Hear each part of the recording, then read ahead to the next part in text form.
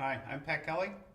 Okay, in this problem they give us this power series, and what they ask us to do is to determine the interval of convergence for this series. Okay, so in order to get started, what I will do is just let u sub n equal this nth term, x raised to the 5n power divided by n factorial. And I do that just so that I can get myself started on a ratio test.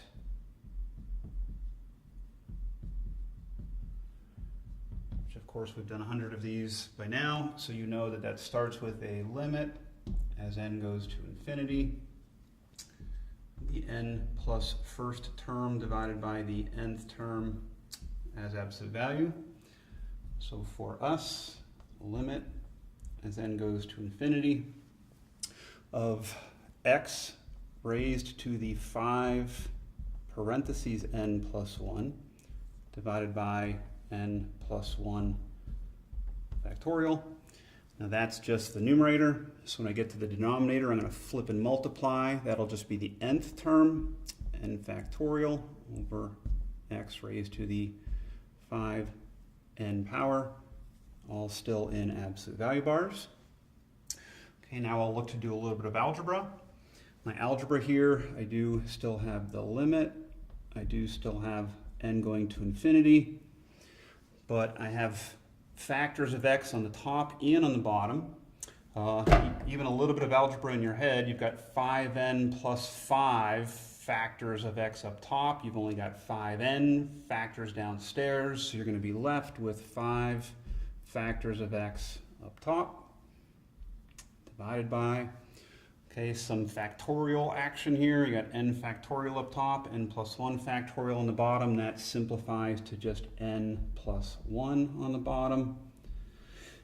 And so we've cleaned up the limit as much as we can. All right, now we're going to go to evaluate the limit.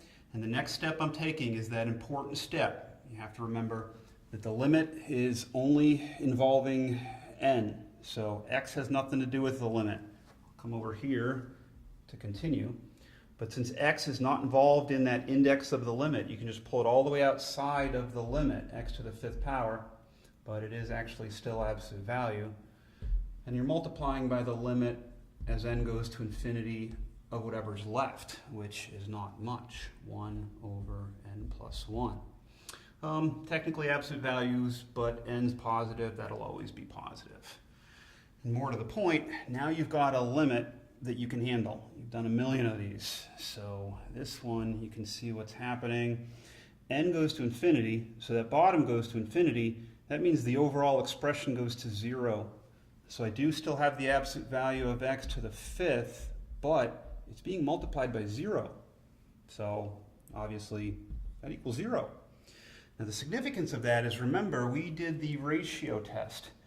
So the conclusion of your ratio test is all the work you do for the limit, if your answer to the limit is less than 1, you have convergence. And that's what we want, is convergence. So here we want that answer for our limit, which is 0, we want it to be less than 1. And it is. That inequality is painfully obvious, but the point is you can pick any x you want. And that inequality is true. So you'll always have convergence, no matter what x you use. So therefore, our radius of convergence equals infinity. You're going to be allowed to let x equal whatever you want. The answer they wanted was the interval of convergence, which means I just take that radius and spread out from 0. So our interval of convergence is negative infinity, comma, infinity. Now in general, our answer for the interval of convergence is what x's will make the original power series converge. And for us, you can pick any x you want. That's what we were saying. Okay? And that series will converge. Now I'm done with this problem, but the other problems won't behave as nicely, perhaps. I mean, in the sense of our final answer, we had a nice interval of negative infinity to infinity. You're always going to end with an interval. But if you have finite endpoints to your interval, you got to make sure you check those endpoints. Here's what I mean.